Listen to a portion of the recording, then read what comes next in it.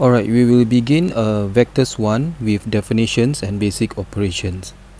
Now, in the study of vectors, we need to understand the definition of what is a scalar and what is a vector. Now, a scalar is any quantity with magnitude but without direction. On the other hand, vector is a quantity having both magnitude and direction. Some of the examples of a scalar are mass, length, time, temperature, and even speed. Whereas some of the examples for vector will be velocity, acceleration, displacement, and force.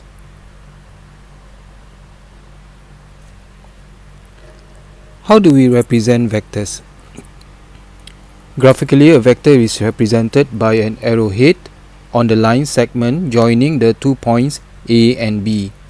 Point A is what we call the initial point, and point B is the terminal point. A vector from A to B, as what you see down here, is represented by a notation AB with an arrow above the AB. For simplicity and for the purpose of algebraic manipulation, it is convenient to denote a vector by a single letter, such as a bold letter A. For example, in last year's paper, this is a question that was given to your seniors. So they actually state that with reference to the origin O, points A, B, C and D are such that OA, the vector, is given as A, OB, the vector, is given as B, and so on and so forth. Now, how do we actually write the vectors for A and B when writing? In print, the vectors for A and B are printed in bold. So, when writing, we are actually writing the letters in this form. The vector OD is equals to B plus 5A. Right? So, when writing the vectors for B and A, we actually need to write down the letter B with this symbol called the tilde. Right? So, you shouldn't be writing the vector in bold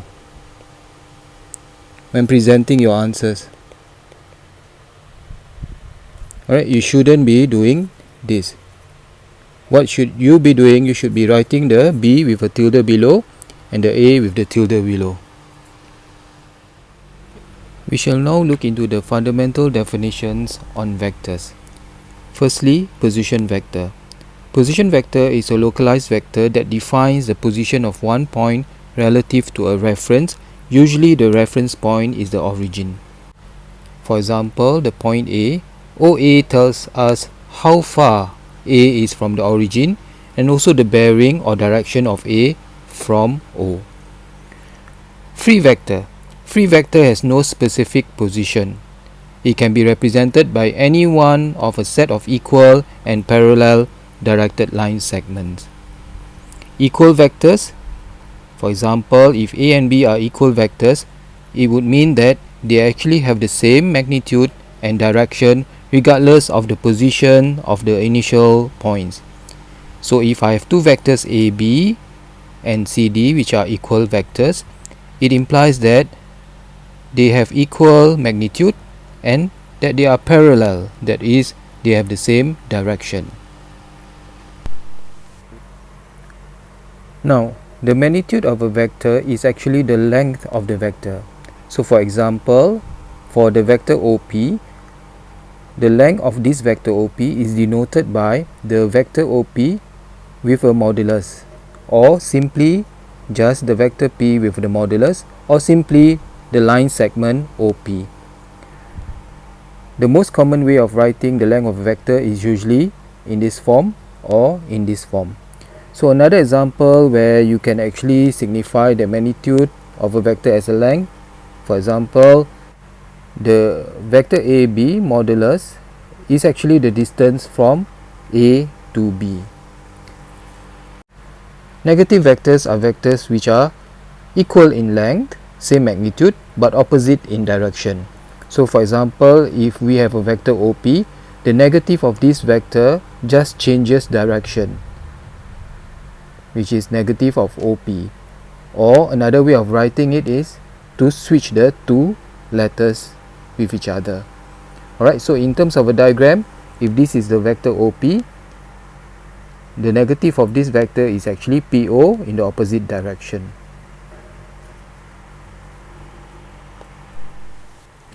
Next, we will look into the definition of the zero vector. The zero vector is denoted by the symbol 0 with the tilde. It has magnitude 0 and no specific direction. So any vectors which is not a null vector is what we call a proper vector. That means the vector has both magnitude and direction. Whereas for the zero vector, it has magnitude 0 and no specific direction.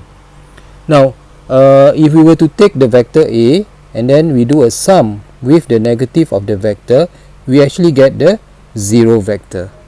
And if we take the vector A, we add on to the zero vector, we actually get the vector A itself.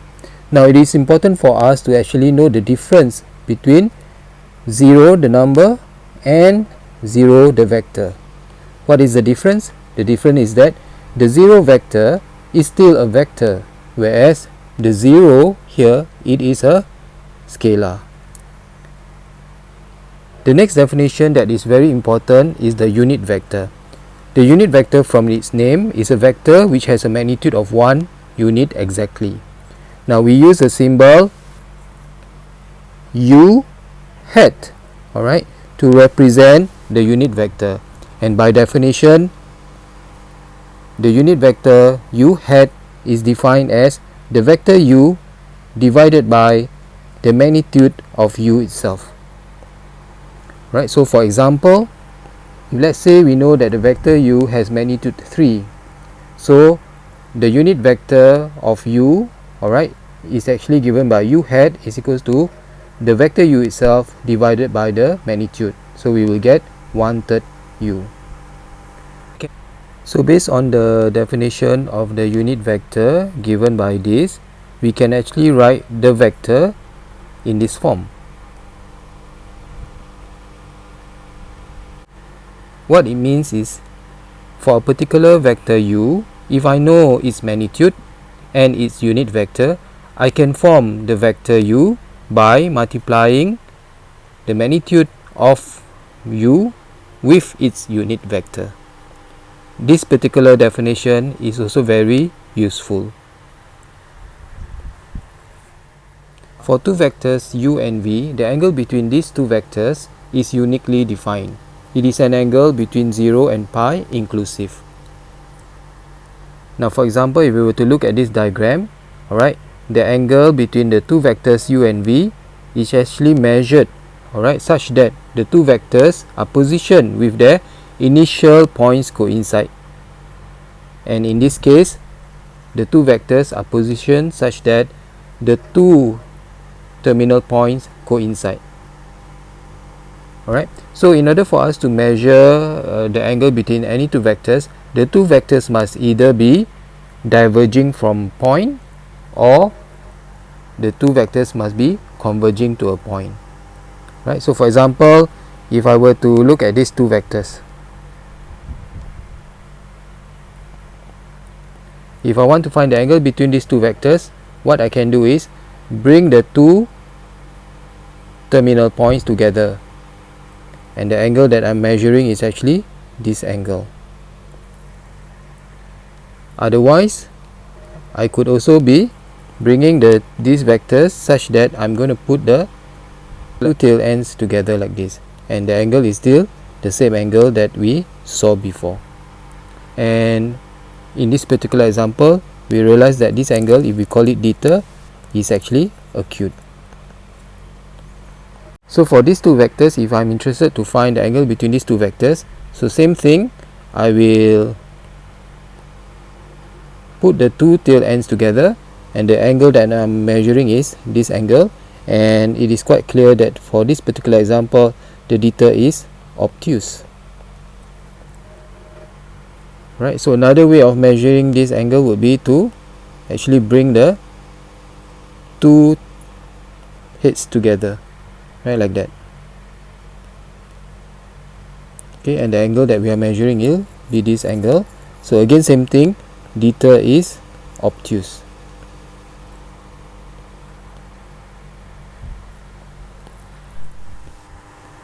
Next, we're going to look at the basic operations of vectors. Addition of vectors. Addition of vectors involve a law called the triangle law of vector addition. Now, what is actually happening when we add two vectors together? Now, remember that vectors have both magnitude and also direction. Magnitude and also direction. So, how do we actually do the sum of two vectors? For example, if I'm interested to find the sum of the vector A and the vector B, how would we actually do it? Right, so in terms of the diagram, the vector A is given as this, and to add vector B, what I will need to do is place the vector B such that the initial point of vector B coincide with the terminal point of vector A. Then we join the initial point of vector A with the terminal point of vector B. The vector that is formed from joining the 2 points, as what you can see here, is actually the resultant vector. And we call this resultant vector the sum of the vector A and B, and it is written as A plus B. And this is known as the triangle law of vector addition. The triangle law of vector addition can be extended to the parallelogram law of vector addition. If we were to look at this example, the vector OQ is given as A, the vector OP is given as B. The triangle law of vector addition can be extended to the parallelogram law of vector addition. Now let's take a look at this particular setup. I have two vectors, A, which is OQ, and the vector B, which is OP. Now if I were to concentrate in this triangle, I will realize that OA being A, QR because it's parallel to OP, this vector is also the vector B. Right, so looking at this triangle, OR itself, the vector OR, is the sum of the vector A and the vector B as well. So I will have OR equals to OQ plus QR, which is equals to A plus B.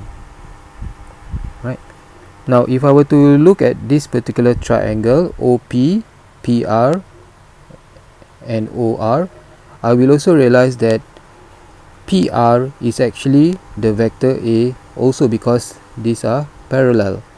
So if I were to look at this particular triangle and apply the triangle law of vector addition, I will also get for OR as OP plus PR, which will give me B plus A.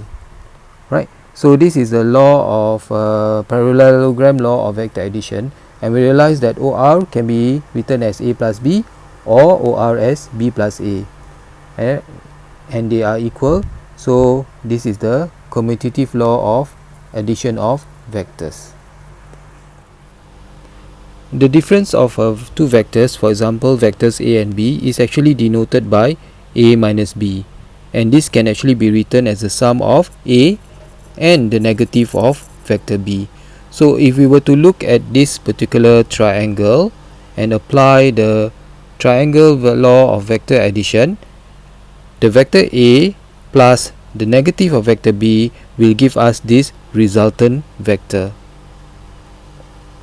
And in this particular case, in this triangle, if we were to apply the triangle law of vector addition again, the vector B plus the vector A minus B will give us the vector A, as what we can see in this relationship. Now the scalar multiple of a vector, as the name suggests, is when we take a scalar and we multiply it to the vector. So for example, if I have the vector A, then I multiply by a number, a scalar k, I will actually get another vector Let's say we call it B. In this relationship, we can see that the vector B and the vector A are both parallel to each other, but they are of different magnitude. The vector A and the vector B are of different magnitude. Some other cases is when k equals to 0, we will actually get the vector B to be the 0 vector. And if k is positive, it means that A and B are parallel to each other, but they are pointing in the same direction. Whereas when your k is less than 0, A and B are parallel to each other, but they are pointing in opposite directions. Here is a list of the laws involving vector algebra. Based on the definitions that we've seen earlier, we are able to establish this list, which we can use such that we can treat vector equations as if they are ordinary algebraic equations.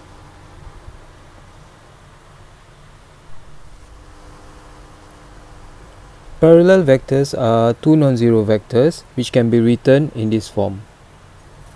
This means that A and B are parallel. Now they can be in the opposite direction or they can be in the same direction depending on the value of k. So in this particular diagram, A, B and C are all parallel vectors and they have different magnitude.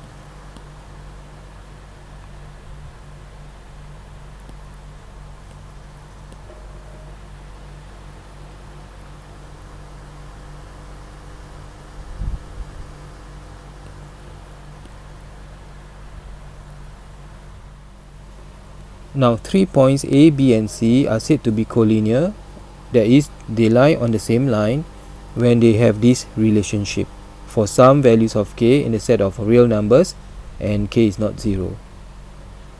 If you look at this relationship, you realize that for both sides of the equation, we notice that there is a common point. Now previously we have seen this relationship before. This means that AB is actually parallel to BC, but because they actually share the same common point, it means that AB, BC are actually lying on the same line. Alright, so for example, if we were to look at this setup, if I have a point A and a point B, and a point B and a point C, it only means that they cannot be separated like this. The point B must be on the line joining AC itself. Alright, so note that the vectors A, B and BC, like what I've said, they are parallel and B is a common point. Because B is a common point, it completes the definition of 3 points being collinear. Now we can also use other combinations to show that A, B and C are collinear. For example, we can use AC is equals to K times BC or AB equals to K times AC. What this means is AC is parallel to BC. Because we have the C as a common point, it means that ABC lies on the same line. Similarly for this, we have the A to be the common point on both sides of the relationship.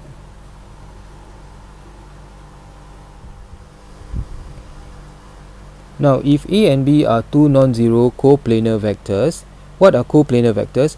Coplanar vectors are vectors that exist in the same geometric plane.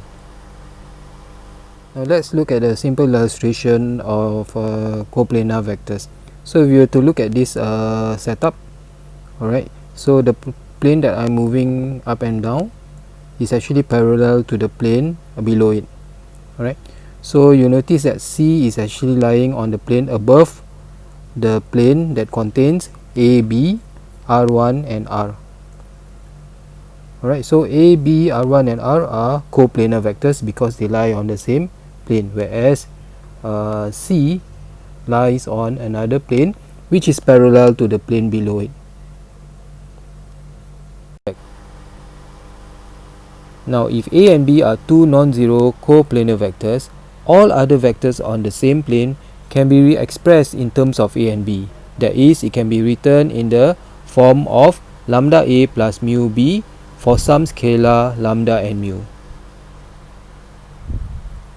Alright, so as an example, if we were to look at this setup, this particular vector A and vector B, we can call them base vectors, and I have another vector R. I can actually write the vector R in terms of vector A and B. For example, this vector A, I can bring it here, same direction but different length, lambda A. And this vector B, I can bring it here, same direction but different length, mu B. Right? So using the same triangle law of vector addition, lambda A plus mu B actually gives me this resultant vector R. Thus, the vector R, which lies on the same geometric plane as the vectors A and B, can be written as the sum of scalar multiple of vector A and the scalar multiple of the vector B. Similarly, for another vector, let's say R1. So this R1 can also be written as a sum of the vectors A and B. Alright, so for example, the vector A can be put here, and this could be lambda 1A, same direction but different in length. And then for the vector B, same direction again but different in length. Right, so maybe this is mu 1B. Right, so by using the triangle law of vector addition, this vector lambda 1A plus mu 1B will give you this resultant vector R1.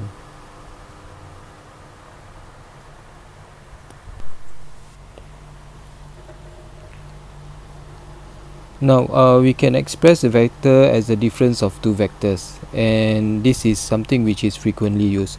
So if I have the vector AB, I can actually write it as AO with reference to the origin plus OB, and I know that AO is actually the negative of OA plus OB, and so therefore I will get OB minus OA. Right, so similarly for BA, I can actually write it as BO with reference to the origin plus OA, and BO is the negative of OB, and so therefore I will have OA minus OB. Now we should be able to write from this term to this form directly. We should be able to write from this form to this form directly. Alright, in example 1, you are asked to find the values of lambda and mu, and is given that A and B vectors, they are not 0. So A and B are not 0 vector. So not 0, that means they are not 0 vector. Right? And then another condition that is given in this question is that A and B are not parallel. Alright, so you're given two parts. So how do you actually find the values of lambda and mu? So you actually do a comparison between the left hand side and the right hand side. So for example A, you realize the right hand side is 0 vector, right? So the 0 vector actually can be written as 0 times A plus 0 times B. Now what's the difference between this 0 and this 0? This 0 is the vector, 0 vector, and this 0 is a scalar number 0. Alright, so 0 times A plus 0 times B will give you the 0 vector. Alright, so how do you solve? What you need to do is just to make the comparison between the coefficient of A with 0. So you compare this. Similarly for part B, but for part B, it is important for you to actually group the vectors. So maybe you can actually write another line over here. You will actually have lambda A plus 3 lambda plus mu B equals to 2 mu plus 5 A plus 8B. So similarly, you compare the coefficient of A on both sides, and you compare the coefficients of B on both sides, right? Then you will be able to get first equation and then second equation, and then you can solve. In example 2, you are given 4 points PQRS, which are midpoints of the sides AB, BC, CD and DA of a quadrilateral ABCD. You are supposed to show that the PQRS inscribed in the quadrilateral is a parallelogram. Now for this question, the diagram is not given, so as part of the working, a diagram must always be included. Alright, so the question say quadrilateral ABCD. So in order for you to draw a quadrilateral, you must make sure you follow the flow of the points as shown in the question. So A, B, C, D. You don't go and jump A, B, C and D. Alright, so you need to follow the flow of the points as stated in the question. Okay, so in this question we are asked to show that the PQRS inscribed in this quadrilateral happen to be a parallelogram. So what is the nature of parallelogram? They have two parallel sides, two parallel and equal sides, and two parallel and equal sides as well. Alright, so for this question, our objective is to show that PQ is equals to SR. So that means we want to show that these two vectors PQ is actually the same vector as SR. Alright, so that is the objective. Now if you don't want to use these two sides, you can also prove this question by using PS equals to QR. Since it is a parallelogram, it is enough for us to just show two sides. Okay, so based on this triangle, alright, so using the triangle law of vector addition, PQ is actually equals to PB plus BQ. So PB plus BQ. Alright, and since PB is P is a midpoint of AB, so PB is equals to half of AB, and since BQ since Q is a midpoint of BC, so it's half of BC. Alright, so we'll be able to get PQ as half of AC. Alright, so similarly for the other triangle, we can also apply the triangle law of vector addition, and we will be able to see that we will still get half AC. Alright, so now we have already successfully shown this relationship that PQ is equals to QR, and therefore PQ is parallel to SR, and PQ is equal to SR, so therefore PQRS is a parallelogram. Example 3, I will leave it to you to show that AB and C are collinear.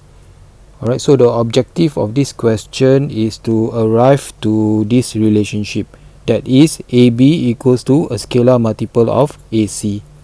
Of course, when you are trying to show ABC are collinear, you won't be able to know that this value is 5/3. After you have taken these two steps, then you realize that AB is equals to 5/3 times AC. Alright, so that means AB, the vector, is equals to a scalar multiple of K times the vector AC.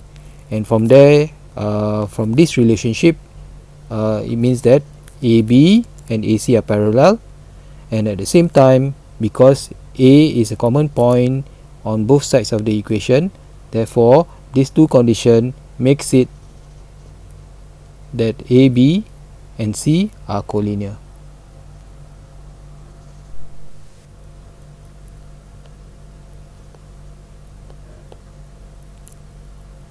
In example 4, we are given another parallelogram such that E is a midpoint of AB, and then F is a certain point on the line segment DE, such that DE equals to 3 times of FE. The ratio is given. You're supposed to show that A, F and C are collinear. A, F and C are collinear, and then you're supposed to find the ratio of AF is to AC. Alright. Similarly with the previous question involving a parallelogram, in this question the parallelogram is not drawn. So in drawing the parallelogram, we follow the flow of the points as presented. Either you go clockwise or anti-clockwise, it doesn't matter, as long as the flow is following the points as presented. So start with A, B, C and D. Okay, so in this question we are interested to find two things, right? Number one, okay, we want to show that AFC are collinear. So we are hoping to show that maybe AC is equals to a certain scalar multiple K multiply with AF. Okay, so in this relationship, that means AC is parallel to AF. Since A and A is a common point, that means we are actually showing AC and F are collinear. Alright, so let me just add another line through the diagonal of this parallelogram to show that A, F and C, we are supposed to show the 3 points lie on this line. Alright, then the second objective is to show the ratio AF is to AC. Right, so we need to find the ratio of the line segment AF is to AC. Okay, alright, so how do we go about doing this question? We need to find a little bit more information. So one information that we have not taken care of is this relationship. The line segment DE is 3 times of the line segment FE. Okay, so because they are line segment, we can actually take DE divide by FE. That will give us 3 over 1. That means a ratio of 3 is to 1. So that means DE, the whole part here, is actually 3 parts, and then FE is 1 part. Alright, so therefore DF is 2 parts. Okay, so how do we find AF? Alright, so we can find AF using this triangle. So using this triangle, using the triangle law of vector addition, we are able to write down that AF is equals to Q plus DF. Right, so AF is equals to Q plus DF. Okay, and we already know that DF is equals to 2/3 of DE. Right, so Q plus 2/3 of DE, and earlier on we have seen that DE is actually half P minus Q, right, and that is based on this triangle.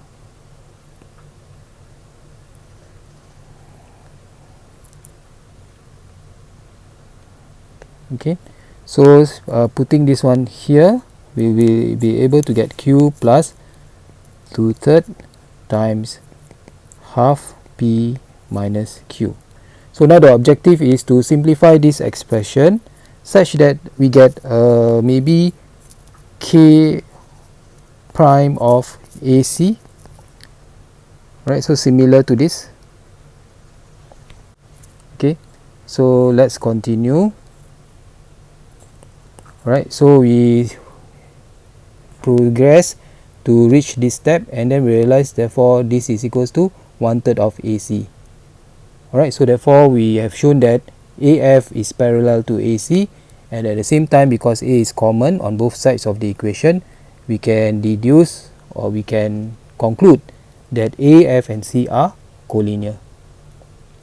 Alright, and then therefore the ratio of AF is to AC is 1:3. Alright, so based on the relationship of this vector, we can write down the ratio of the two line segments and therefore arrive to this ratio. Now in this question, there's a simpler way of doing this question by applying an alternative method using a very useful theorem called the ratio theorem. But we're not going to do this now because I have not touched on ratio theorem yet with you. Alright, so later when I've introduced to you the ratio theorem, given an example, we will come back to this equation and we'll see that using the ratio theorem, we will actually solve this question much faster. In example 5, we have another parallelogram ABCD where E is the midpoint of AB and AC and DE intersect at a point M. There are two parts of this question. First part, we're supposed to find the ratios AM is to MC, and then the second one is to find the ratio DM is to ME.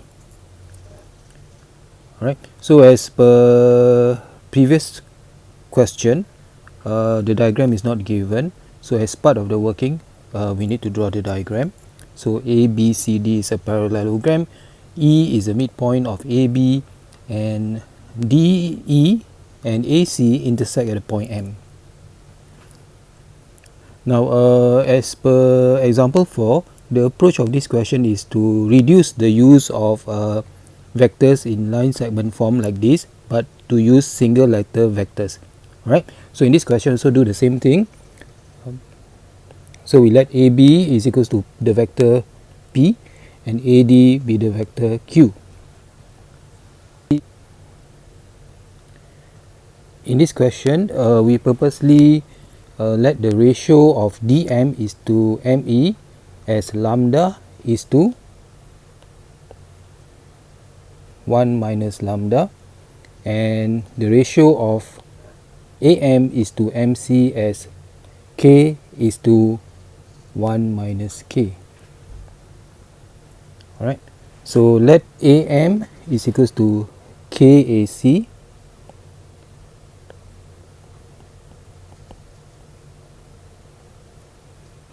and let DM equals to lambda DE. Right. So based on the triangle, this triangle, right? So using the triangle law of vector addition, in this triangle, the vector AB plus the vector BC, which is parallel to AD, so that means P plus Q will give us the resultant vector AC.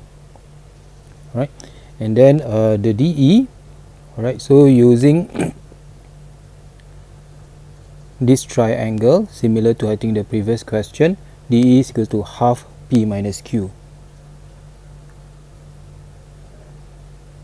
Now the approach for this question is to find AM in two ways. After we have found AM in these two ways, we can equate the two to solve for both lambda and K. So once we have solved for lambda and K, we will be able to get the ratios as needed.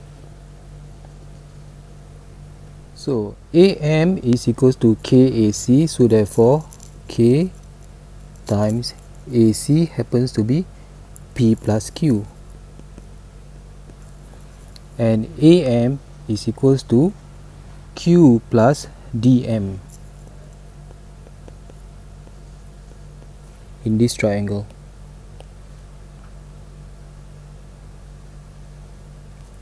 Alright, so in this triangle, AM is equals to Q plus DM, but DM is equals to lambda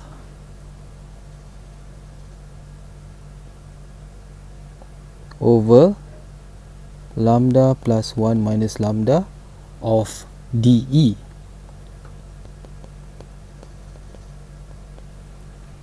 Right, now the reason that we always put the ratio as lambda is to 1 minus lambda. When we want to find the ratio, we come to this point, we realize that the denominator becomes 1. Alright, so we don't have a fraction for this particular part. Right, so our equation now can be reduced to q plus lambda bracket half p minus q. So now the only thing for us to do is to compare these two terms together. So comparing the two sides of the equation, we can compare k and lambda over 2 because they are coefficients of the vector p, and then we can compare k with 1 minus lambda because these are coefficients of the vector q.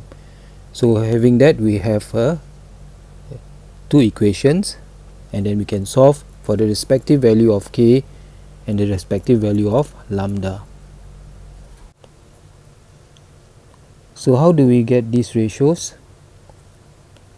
Right, so based on the ratio AM is to MC, so AM over MC, right?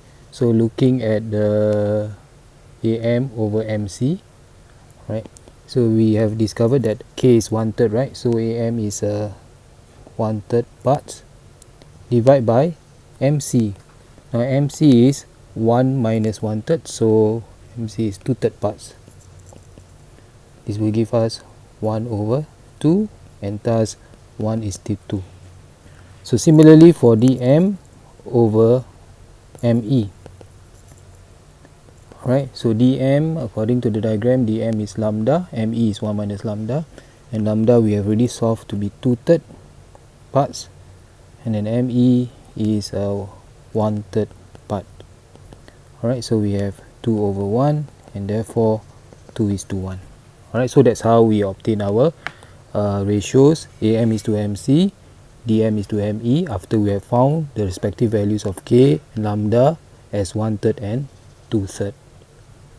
Now, as per example 4, this particular question we can have an alternative method using the ratio theorem.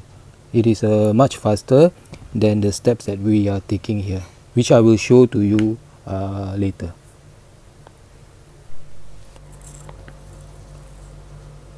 Now for the 2D Cartesian plane, which consists of the horizontal axis x-axis and the vertical y-axis and the origin over here, we have a vector I, which is actually a unit vector parallel to the x-axis, and also the vector j, which is another unit vector but now parallel to the y-axis, such that all other vectors in this 2D plane can be represented by these two unit vectors, and so therefore I and j are basically our base vectors.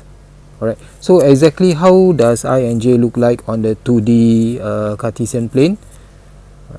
So if this is the vector I, unit vector I parallel to the axis, you can actually put it here. And for the vector j, also another unit vector parallel to the y-axis, you can actually put it here. Bearing in mind that these two vectors are base vectors and they are unit vectors, so that means the magnitude of this vector is 1, the magnitude of this vector is also 1. Alright, so for any point P in the 2D Cartesian plane, alright, with coordinates mn, for example in this case, we can actually write the vector, we can actually write the position vector of the point P, which is OP, in terms of I and j. Okay, so remember that in the previous examples we are looking at this rectangle. Remember,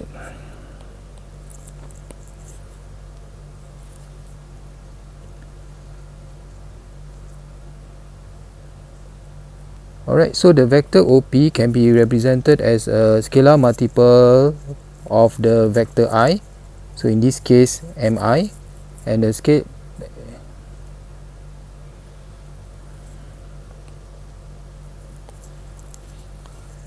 so the point P can be represented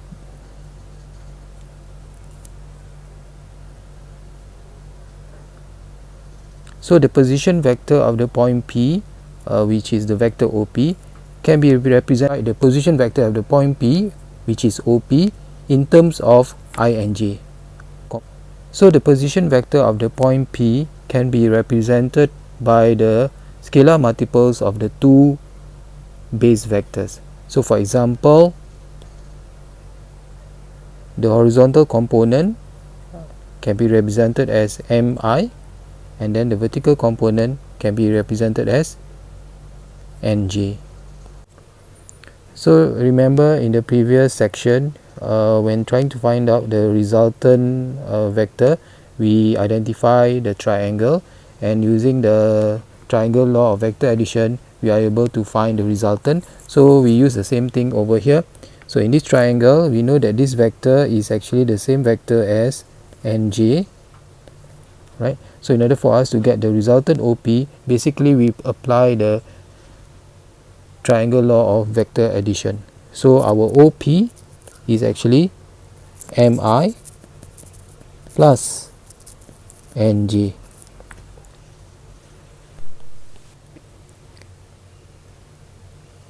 Now, by convention, the vector xi plus yj can be expressed in the form of the column vector, where x is the x component and y is the y component. Now, for the base vector I, which is a unit vector parallel to the x-axis, alright, the column vector form of I can be written as 1, 0. Now, the x component is 1. The base vector j, which is parallel to the y-axis, can be written in the column vector form as 0, 1. The reason for this is the y component, and along the y component, this is 1 unit. So, for the vector OP that represents the point P in the previous page, OP is equals to mi plus nj can be written in the column vector form mn. So we notice that any coordinates mn will have a position vector mn in the column vector form. Now, OP is equals to mi plus nj, and since we know that I can be written as this column vector and j can be written as this column vector, so by the algebraic addition of the two vectors, we will be able to get the column vector mn. Now in practice, the use of the column vector has certain advantages over the use of mi plus nj form.